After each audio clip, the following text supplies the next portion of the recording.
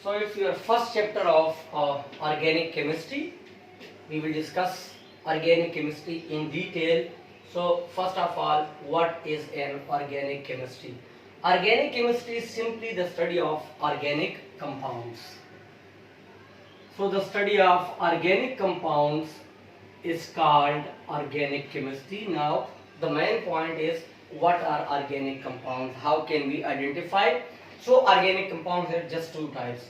They may be hydrocarbon. Hydrocarbons are the compounds only consisting of carbon and hydrogen.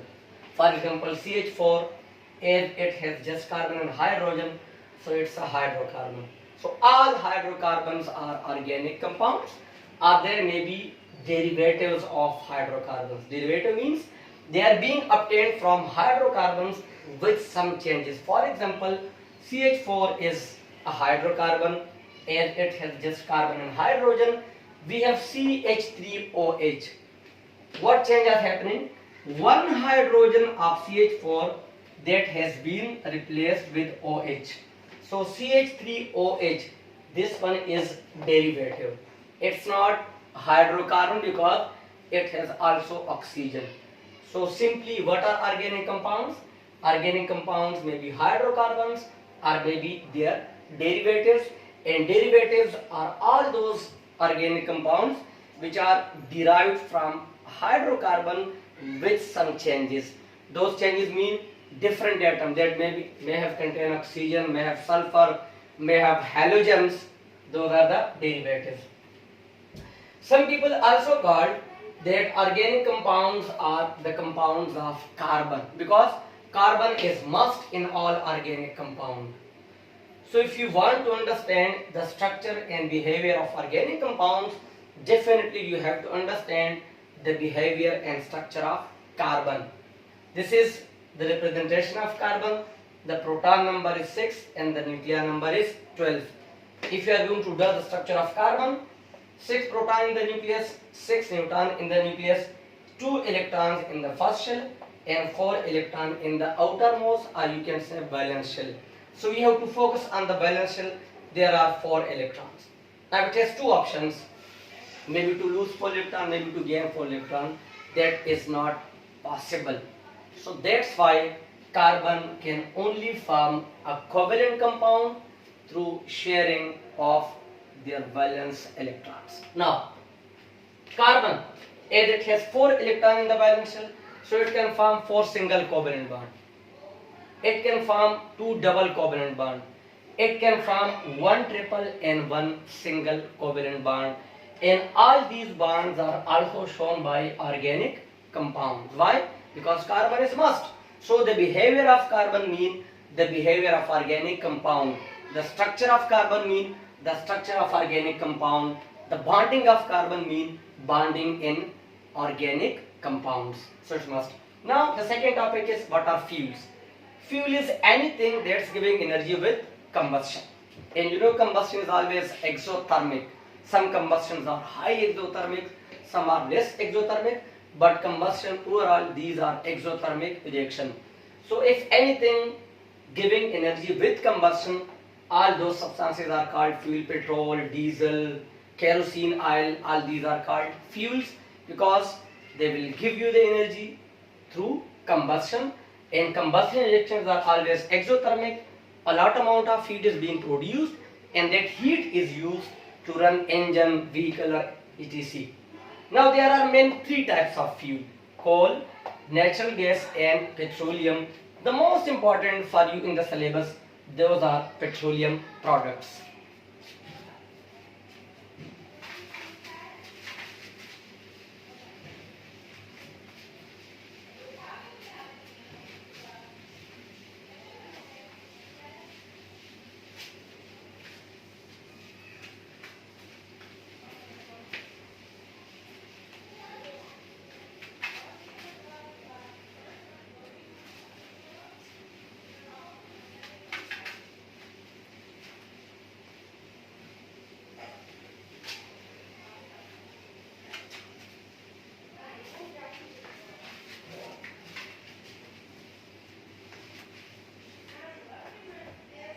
Now crude oil. You all know what is a crude oil. Crude oil is a mixture of, it's a mixture of different, mostly hydrocarbons. So it's the mixture of different hydrocarbons, crude oil, and it is directly obtained from underground. Now crude oil is a mixture, mean it has gasoline, for example, it has kerosene oil, it has lubricants, and there are also other oils. So crude oil is a mixture. It contains kerosene oil, diesel, petrol, kerosene, lubricants, LPG.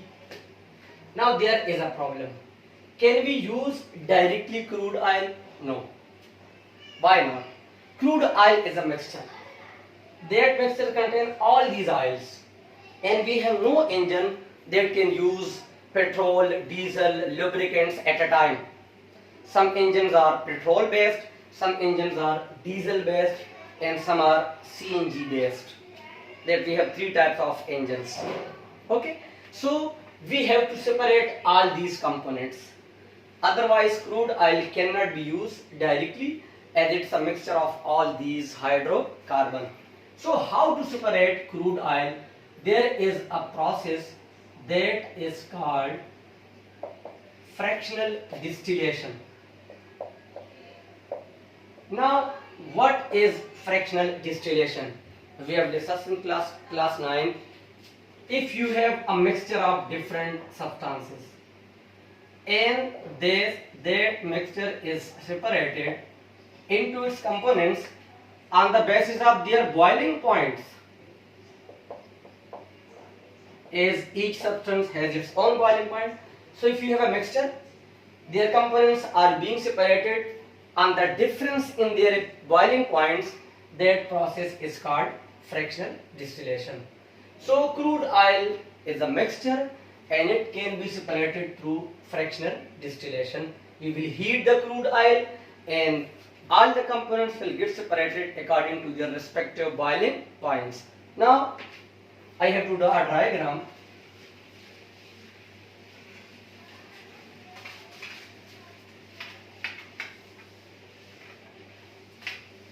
So this process is happening in fractionating tower.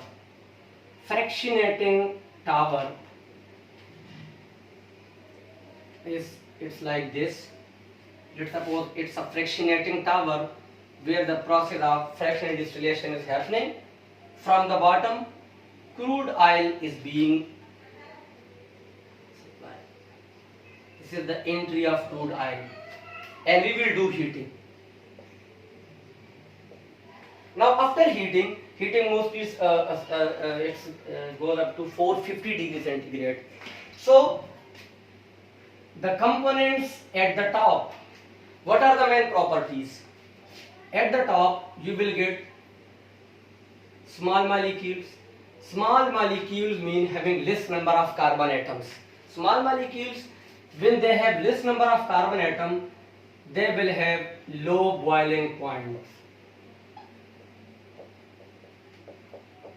When the boiling points are low, it means they are highly volatile. Volatile means they can be easily converted into a gaseous form without heating. Why the oil tanks are below in the car? Because if they are above the body of the car, they will easily evaporate if they are volatile. So volatile means which can change into a vapor form very easily. Volatile, flow easily if there are less number of carbon. So less number of carbon means the forces of attraction are very weak, so they can flow easily, and they will give you what? Easy to burn. I am talking all the particles, all the components that we will get on the top. When you are coming down, then all these properties will change opposite. For example, you will get larger molecules, Larger molecules mean there are so many number of carbon atom. They will have high boiling points as the number of carbon atom increases. So intermolecular forces also increases, and that's why the boiling point will also increase. Now they are less volatile as the forces of attraction are strong, so they cannot be changed into gaseous form easily, and they cannot flow easily. Again, strong forces of attraction and difficult to burn. Now there is another. When they easy to burn, it means high flame and less smoke. When the carbon atoms are less, all the hydrocarbons, they will produce high flame and less smoke. When the number of carbon atom increases, it means low flame and more smoke. It means if the molecules are larger, they will contribute to the air pollution very strongly. If the molecules are very small, having less number of carbon atom, they will not contribute to the air pollution. This is a general pattern. Now we are heating on the top, you will get LPG, liquid petroleum gas, that we are using at your home in cylinders. The boiling point is maximum it's 25 degrees centigrade. Okay, the next you will get petrol. The chemical name of petrol is gasoline. The next you will get naphtha. The next you will get kerosene oil. The next diesel oil. Okay, and lubricants.